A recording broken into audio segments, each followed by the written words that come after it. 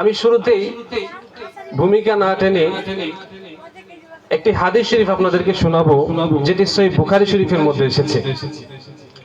বড়ই চমৎকার হাদিস।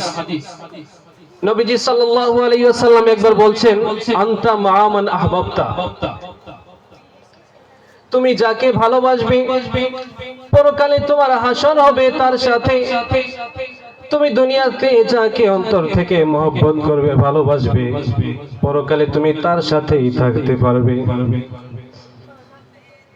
সাইয়েদনা হযরত আনাস বিন মালিক রাদিয়াল্লাহু তাআলা আনহু হাদিসের বর্ণনাকারী, তিনি বলছেন, নবীজি সাল্লাল্লাহু আলাইহি ওয়াসাল্লামের এই হাদিস শরীফ শোনার পর আমি এত বেশি আনন্দিত হয়েছি, আমি আমার জীবনে আর কখনো এত বেশি আনন্দিত হই নাই।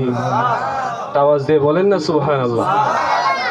ওনাকে জিজ্ঞাসা করা হলো, আপনি এত বেশি আনন্দিত হলেন কেন? তিনি জবাবে বলছেন, আনা উহিব্বুন নাবিয়্য সাল্লাল্লাহু আলাইহি ওয়াসাল্লাম ওয়া আবু বকর ওয়া উমর রাদিয়াল্লাহু আনহুমা।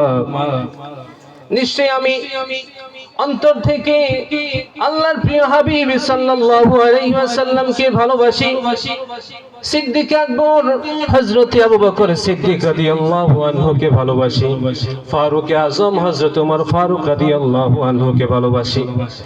যেহেতু আমি ওনাদেরকে অন্তর থেকে ভালোবাসি, আর আমি আনাস বিন মালিক আশা করছি, যদিও বা আমার ওনাদের সমপরিমাণ কোনো আমল নাই, যদিও বা আমার ওই রকম খুব বেশি কোনো আমল নাই, কিন্তু আমার অন্তর থেকে বিশ্বাস, আমি যেহেতু ওনাদেরকে অন্তর থেকে ভালোবাসি, তাহলে আমার হাসরটা পরকালটা হবে ওনাদের সাথে। এই জন্য আমি আনাস বিন মালিক এত বেশি আনন্দিত হয়েছি। আওয়াজ দিয়ে বলেন না সুবহানাল্লাহ। এই হাদিস থেকে কি বোঝা যাচ্ছে? অন্তর থেকে যদি কাউকে ভালোবাসেন, আমরা যদি অন্তর থেকে কাউকে ভালোবাসতে পারি, তাহলে আমাদের হাসরটা হবে ওনাদের সাথেই।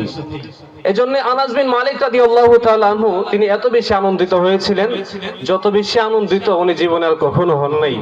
শুধুমাত্র নবীজির একটি হাদিস শুনে, আনতা মা মান আহবাবতা, তুমি দুনিয়াতে যাকে ভালোবাসবে পরকালটা তার সাথেই হবে। বলেন না সুবহানাল্লাহ।